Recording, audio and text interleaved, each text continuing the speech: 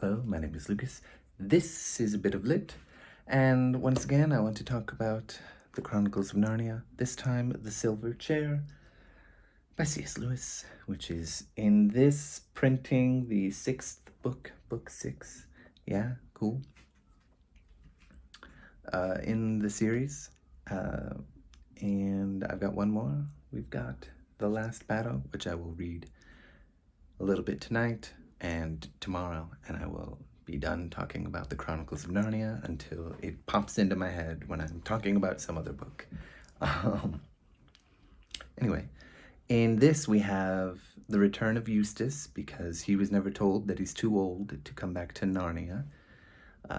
And we meet Eustace in The Voyage of the Dawn Treader, where he is a little snot, and he learns his lesson when he becomes a dragon, and Aslan changes him back after he's proven himself to be greedy and a little snot and all this other stuff. And, he fights for King Caspian against, to find these other lost lords, 7 lost lords. And he fights this sea serpent thing, and really cool, good book for the series. Anyway, let's talk about this one, which has Eustace and this new girl, Jill Pole, and they both go to this mixed co-ed school run by absolute nutters, and they're getting bullied, and they're up against a wall, basically, and they disappear into Narnia. And, I have to appreciate all the different ways that the characters come into Narnia, because it's not just the wardrobe, right? Which would make it very difficult. It would be like, I guess, like the Magic Treehouse series, where you have to go to the Magic Treehouse, right? And it might, stretch credulity, or credibility, if that was the case. So, in Voyage of the Dawn Treader, they're looking at an image of a boat, or a painting or something, and in this one they're at the school, and in the what is it called again? The Magician's Nephew, it just appears in a way. Lion the Witch in the Wardrobe, obviously the wardrobe. The Horse and His Boy, you just start there.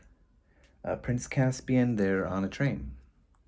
And I don't know about The Last Battle, but I love all the different ways that the characters come into Narnia.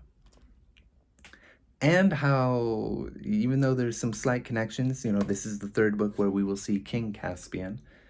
He is a much older man. It's been 70 years in Narnia since Eustace has been there.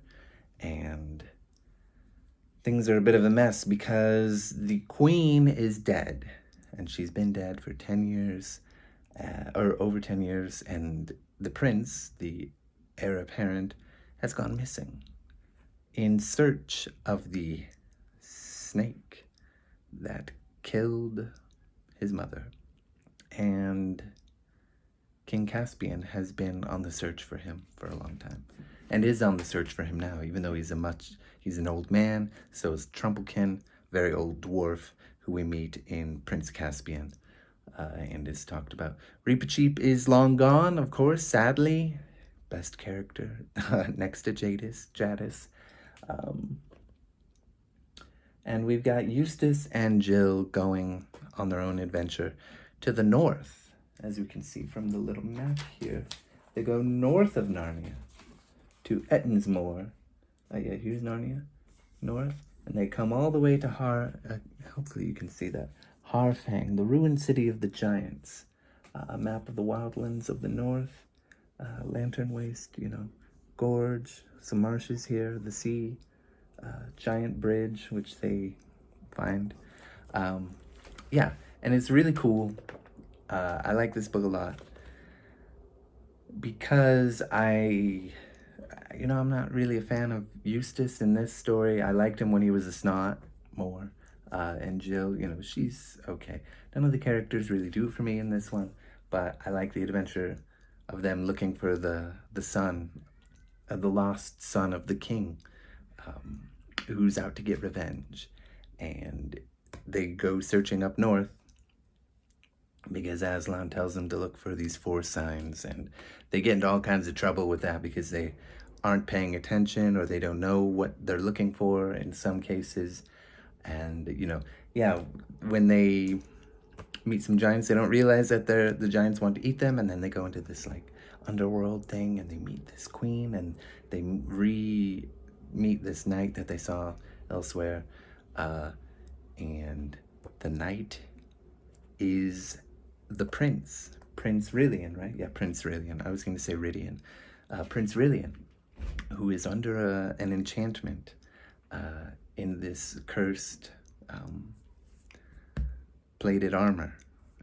And, of course, because this has to have a happy ending, they manage to get the prince out, and then they fight the witch, who is not the White Witch, not Jadis, sadly. I wish it was. I don't care if she's long gone and she randomly came back. It's okay that it's not. And then they have to fight her. Of course they win. And yeah, I mean, there's a little bit more to it than that. Really cool adventure.